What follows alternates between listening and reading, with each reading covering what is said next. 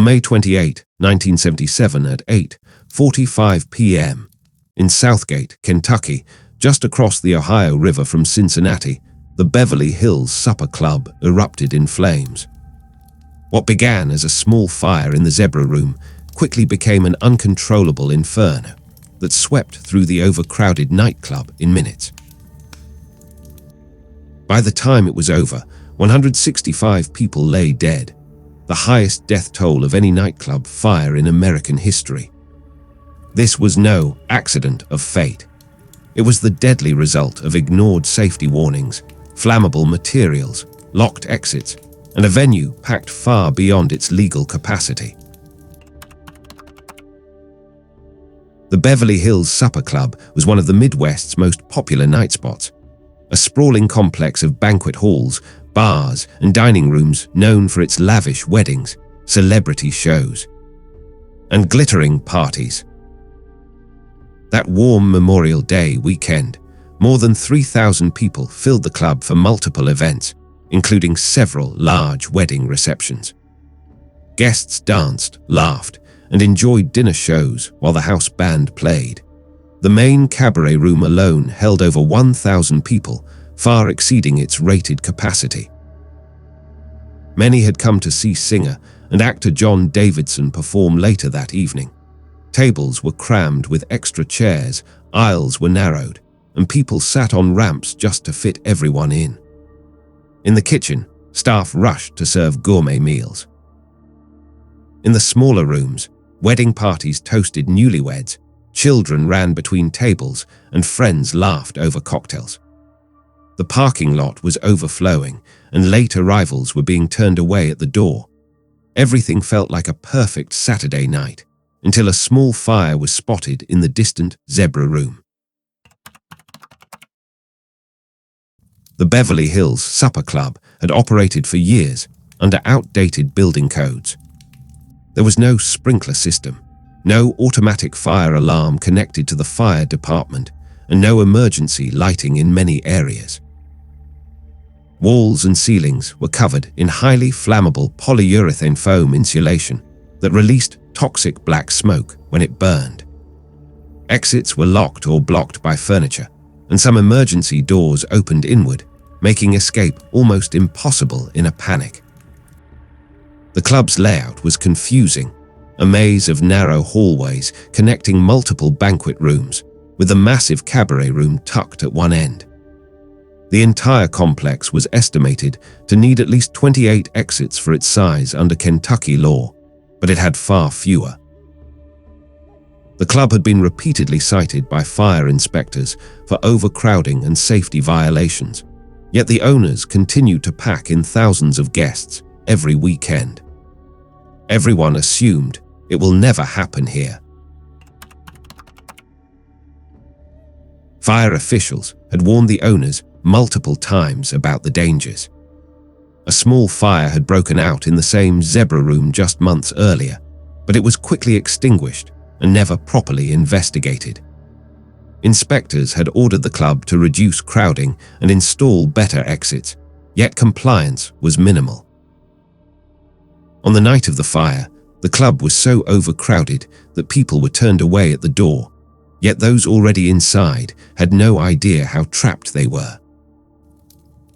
No one on staff had been trained in fire evacuation procedures, and the building's outdated wiring, later described by investigators as an electrician's nightmare, had been a known concern for years. Some employees even recalled strange popping sounds and excessive heat coming from beneath the floors earlier that evening. All the red flags were there, but they were ignored.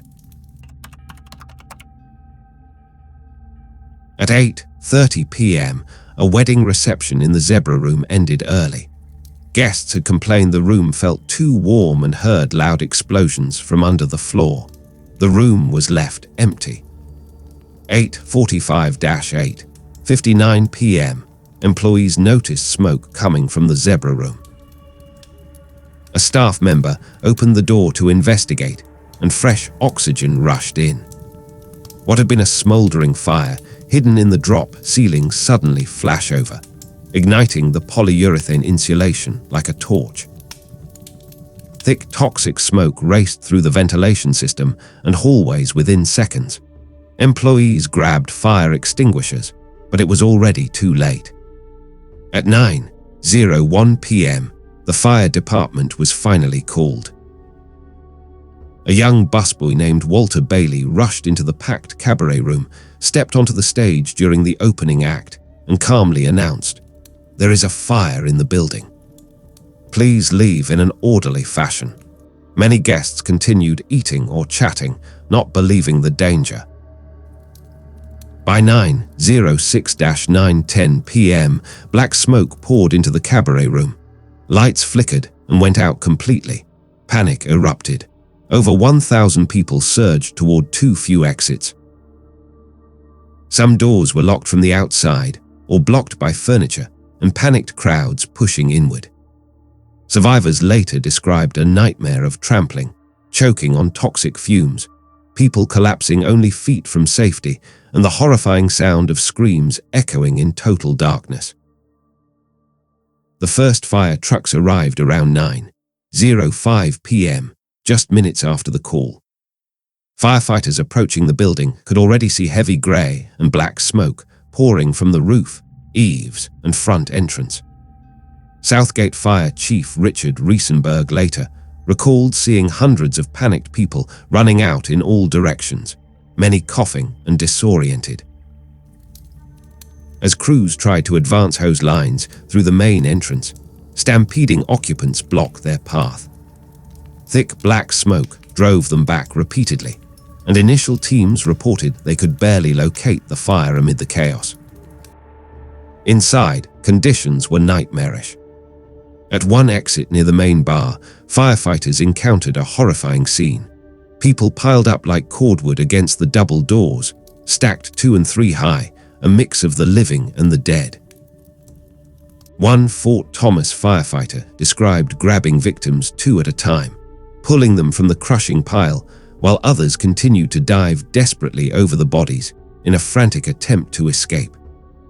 Rescuers worked frantically to drag people out, performing immediate aid on the lawn and in the parking lot, but many were already overcome by smoke.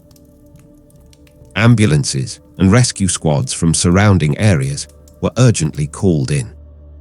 Firefighters and paramedics faced extreme heat that quickly rose into the thousands of degrees in parts of the cabaret room, leaving them weary, dehydrated, and forced to rotate out. The confusing maze of hallways, blocked exits, and zero visibility made further rescues incredibly dangerous. Handlines were abandoned multiple times, so crews could focus on pulling victims to safety. By around 11:30 p.m., fearing imminent roof collapse, commanders ordered all firefighters to evacuate the building. The roof collapsed shortly after midnight, and the fire was not fully brought under control until around 2 a.m., with smoldering continuing for days. By the time firefighters arrived, the entire complex was engulfed. The fire was so intense that some bodies were never identified. The official investigation left no doubt. The disaster was entirely preventable. The National Fire Protection Association and state investigators condemned the club's owners for the lack of sprinklers, the flammable materials, the failure to enforce capacity limits, and the hazardous aluminium wiring that most likely started the smoldering fire. The cabaret room, rated for far fewer people, had been packed to nearly double its safe limit.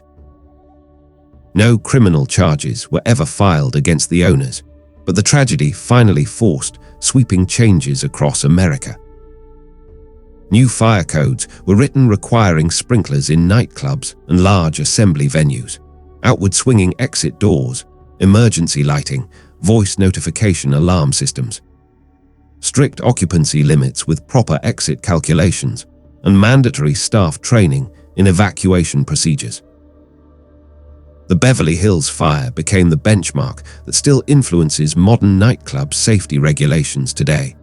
proving that one preventable tragedy could drive nationwide reform and save countless lives in the decades that followed. The 165 victims left behind devastated families who had gone out for nothing more than a fun Saturday night, parents who lost children, newlyweds who never made it home. Entire communities shattered in a single evening. The Beverly Hills Supper Club fire showed us that even in a glittering nightclub filled with music and laughter, complacency about fire safety can be deadly. The moment we allow overcrowded venues to operate without modern safeguards and proper enforcement, we are already playing a dangerous game with hundreds of lives. The only real protection is to respect the warnings, enforce the rules, and never again assume that it will never happen here.